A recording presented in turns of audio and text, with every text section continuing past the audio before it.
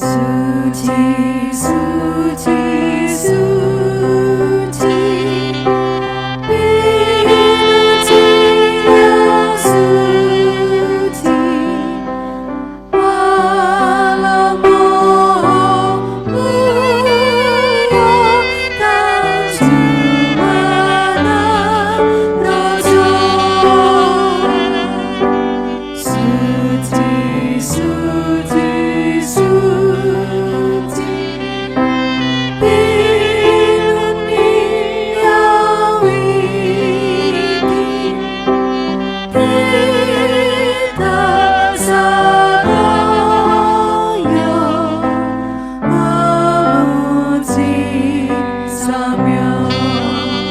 Sugeng enjang para adiyuswa, sugeng pepanggihan malih wonten ing renungan padintenan adiyuswa ing dinten Selasa Pon 6 Mei 2020. Sumangga dinten punika kita nampeni jejer tumindak sae, tumindak sae. Para adiyuswa, kadangkala tiyang ingkang tumindak sae nanging boten dipun remeni dening liyan. Milanipun lajeng tumus tembung wong jujur kuwi kujur, tegesipun kadangkala tumindak jujur numusaken bab awon kangge ingkang jujur. Kadosta dipun sengiti dening tiyang ingkang boten jujur kaanggep aneh kok ora sami kalian tiyang kathah ingkang boten jujur. Tundanipun tiyang ingkang jujur nampi pepoyok lan boten dipun remeni dening liyan. Para Rasul 9 ayat 23 ngendika, bareng wis sawetara dina wong Yahudi padha ngrantam arep mateni Saulus. Saulus utawi Paulus mila boten dipun remeni dening tiyang ing sak kiwa tengenipun mirungganipun tiyang Yahudi. Punika kelampahan saksampunipun Rasul Paulus mratobat dipun timbali dening Gusti. Piyambakipun kanthi gumregah martosaken Injilipun Gusti dumateng tiyang sanes ingkang dereng pitados. Sangsaya dangu, sangsaya ageng daya prabawanipun lan damel mangkelipun manahipun tiang-tiang Yahudi. Tiang-tiang wau lajeng sami ngrantam badhe mejahi Rasul Paulus ngangge mawarni cara. Para adiyuswa, Rasul Paulus ingkang boten dipun remeni dening liyan karana tumindak perkawis ingkang becik, malah ugi nampeni ganjaran ingkang boten sak mesinipun. Punika saged dados pasinaon kangge gesang kita sami. Ing kasunyatanipun boten sedaya tiyang punika remen kalian tumindak ingkang sae ingkang kita lampahi. Ananging sampun ngantos kita semplah nglukru lan kendel anggenipun nindakaken kesaenan punika. Kita pitados bilih Gusti pirsa menapa ingkang kita tindakaken lan karsa paring ganjaran ingkang wujuding saged nglangkungi sedaya perkawis ingkang kita adepi. Mila tetep tumindak ingkang sae. Amin. Sumangga kita ndedonga. Matur nuwun Gusti, dinten punika paduka paring pepimut dumateng kawula. Amri kawula tetep tumindak sae kangge liyan, kangge sinten kemawon ing sak kiwa tengen kawula. Senajan dipun pepoyok, senajan nampi kasangsaran, ewa semanten tumindak ingkang sae kedah kawula lampahi ing gesang padintenan. Kawula pasrahaken para adiyuswa dalasan anak putu kawula ing pundiya papan. Monggo paduka ingkang reksa, paduka ingkang mitulungi, malah kepara kawula pitados menawi paduka tansah badhe paring berkah ing sedaya gesangipun.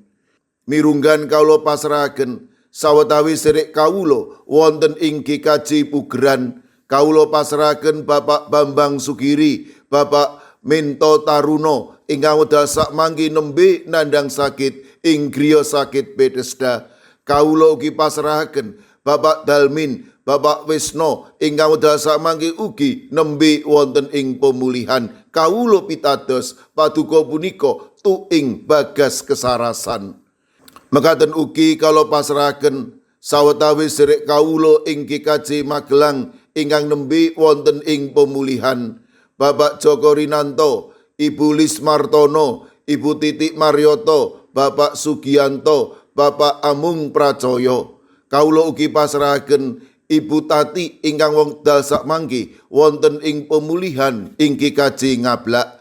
Kawula pasrahaken ugi sawetawis sedherek kawula ing Kalinegoro ingkang ugi wonten ing pemulihan, Bapak Margono, Bapak Samuel Tujono lan ugi Bapak Agus Budi Pranowo. Kawula pitadosaken sedaya punika wonten ing paduka. Kawula pasrahaken Yuli Luther Harifa ingkang dumugi wekdal sakmangke nandhang sakit ing bab paningal. Kawulanipun sedherek kawula ing Kikaji Bono, Ibu Sapar, Ibu Priyati, Ibu Sih Mirah. Kawula pasrahaken Ibu Wirya Sumarto, dalasan Pendeta Emeritus Ibnu Prabowo wonten ing Kikaji Tlepok. Kawula pasrahaken Ibu Isti, wilayah 3 Kikaji Wonocatur, Ibu Karyumi lan Ibu Kusmini ing Kikaji Purbo. Mekaten ugi Ibu Indrayati ing Solo. Kawula pasrahaken Ibu Sriti Astuti wonten ing Kikaji Tropodo Sidoarjo. Mekaten ugi kawula pasrahaken Ibu Lini Sutopo ing Kikaji Semarang Barat. Kawula pasrahaken Bapak Budistomo ing Kikaji Magelang, Bapak Mardiono, Ibu Marsudi, Ibu Sri Windardi ing Kikaji Pamong Utomo Kalinegoro. Kawula pasrahaken Bapak Yohanes Mudadi ing Kikaji Tuban. Kawula pasrahaken Ibu Nani Cahyono, Bapak Karyo, Bapak Ibu Toyo, Ibu Ngatini ing GIDJ Trangkil. Ing Kikaji Immanuel Sulu, kawula pasrahaken Ibu Tugiani Sunarto lan Ibu Tati. Kawula pasrahaken Ibu Lasiem Blok 6 ing Kikaji Gondang Winangun. Ing Kikaji Wonosobo, kawula pasrahaken Bapak Lazarus Samijan, Bapak Yusuf Sunaryo, Ibu Endang Sarjono, Ibu Rodiah Sumarti. Kawula pasrahaken Eyang Sarwito ing Kikaji Ngalian, Ibu Wahyono ing Kikaji Plengkung, Ibu Sunarti ing Kikaji Salaman. Ing Kikaji Ungaran, kawula pasrahaken Ibu Sukito, Bapak Sembiring, Ibu Surisno, Ibu Munarti, Bapak Ibu Tugiman. Kawula pasrahaken Bapak Jatmiko ing Denpasar Bali. Kawula pasrahaken Ibu Warsi ing Kemenjing, Ibu Apri ing Kikaji Canden.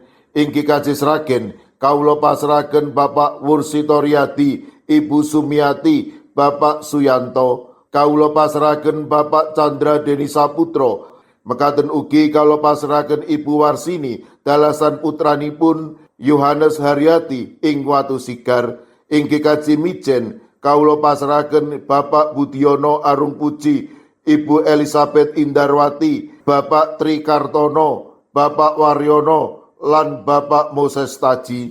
Kawula pasrahaken ing Kikaji Banyumanik, Ibu Sukarni, Ibu Sutarwi, Bapak Daniel Agus lan ugi ing Kikaji Tanon, kawula pasrahaken Bapak Suhadi. Kawula pasrahaken sinten kemawon ingkang nembe nandhang sakit lan ugi ing pemulihan kawula pitados paduka badhe saged ngginakaken menapa lan sinten kemawon ambil sederek kawula menika enggal nampi wetahing kesarasan. Kawula pasrahaken pasambat lan pandonga kawula wonten ing asma paduka Gusti kawula Yesus Kristus. Amin. Sumangga para adi yuswa kita tutup pepanggihan kita renungan padintenan adi yuswa kanthi ngrepekaken kidung. Sumangga.